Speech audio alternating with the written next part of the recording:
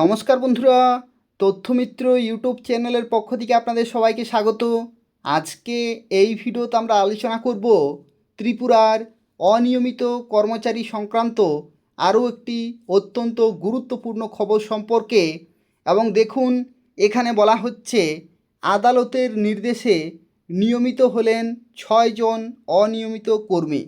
অর্থাৎ ত্রিপুরাতে 6 জন অনিয়মিত কর্মচারী তারা কিন্তু অবশেষে আদালতের নির্দেশে নিয়মিত হলেন এবং তারা অবশেষে সুবিচার পেলেন।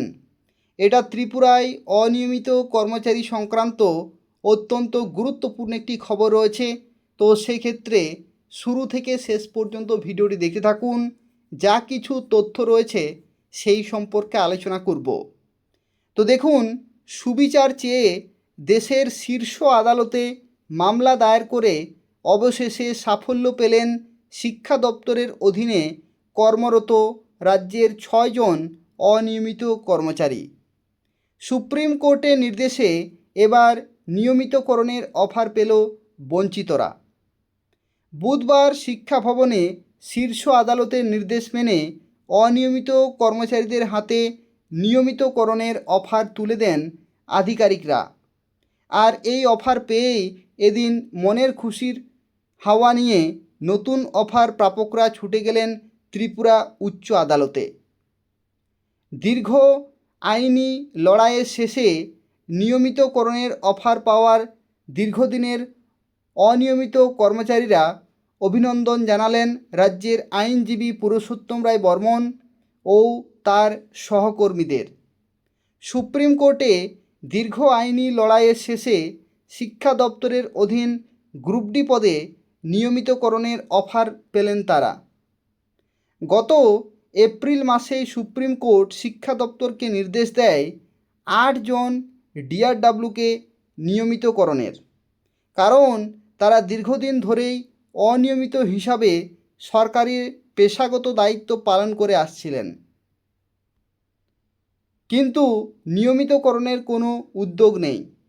তখন বাধ্য হয়েই 8 জন কর্মচারী ত্রিপুরা উচ্চ আদালতে নিয়মিতকরণের দাবি জানিয়ে মামলা দায়ের করলে উচ্চ আদালত নিয়মিতকরণের আর্জি মঞ্জুর করেনি। উচ্চ আদালতের এই রায়ের বিরুদ্ধে আবেদনকারীরা সুপ্রিম কোর্টে এসএলপি করে। সুপ্রিম কোর্ট রায় দিয়ে জানিয়ে দেয় আগামী 3 মাসের মধ্যে 8 জনকেই নিয়মিতকরণের। তাই বাধ্য হয়ে 6 জনের হাতে নিয়মিতকরণের অফার তুলে দেয় শিক্ষা দপ্তর। বাকি 2 জনের মধ্যে একজন প্রয়াত হয়েছেন এবং আরেকজন ইতিমধ্যেই অবসরে চলে গেছেন। নিয়মিতকরণের এই জয় বিরাট জয় বলে মনে করেন আইনজীবী পুরুষোত্তম রায় বর্মন। শুধু তাই নয়, এই জয় রাজ্যের অনিয়মিত কর্মচারীদেরও বিরাট জয়। আগামী 1 জুলাই থেকে নিয়মিতকরণের সুফল পাবেন অফার প্রাপকরা। অর্থাৎ এই যে খবরটি, এটা শুধুমাত্র যে এই 8 জন বা বলতে গেলে বর্তমানে 6 জনের যে সুখবর সেটা নয়, এটা কিন্তু ত্রিপুরার প্রত্যেকটি অনিয়মিত কর্মচারীদের জন্যই সুখবর। কারণ ধীরে ধীরে অনিয়মিত কর্মচারীরা তারা কিন্তু সুবিচার পাচ্ছেন এবং তারা নিয়মিতকরণের আওতায় কিন্তু আসছেন ধীরে ধীরে। তাই হচ্ছে অত্যন্ত গুরুত্বপূর্ণ একটি খবর ত্রিপুরায় অনিয়মিত কর্মচারী সংক্রান্ত। যে সমস্ত অনিয়মিত কর্মচারীরা এই ভিডিওটি দেখছেন, প্রত্যেকেই কমেন্টে জানাবেন যে আপনারা কোন কোন ডিপার্টমেন্টে কোন কোন পোস্টে অনিয়মিতভাবে কাজ করছেন। আপনাদের যে নিয়মিতকরণ সংক্রান্ত যা কিছু নতুন নতুন খবর আসবে আমি আপনাদের এই চ্যানেলের মাধ্যমে জানিয়ে দেব। তো সেক্ষেত্রে অবশ্যই চ্যানেলটি প্রত্যেকেই সাবস্ক্রাইব করে রাখবেন। এই চ্যানেলটি অবশ্যই প্রত্যেকে সাবস্ক্রাইব করে রাখবেন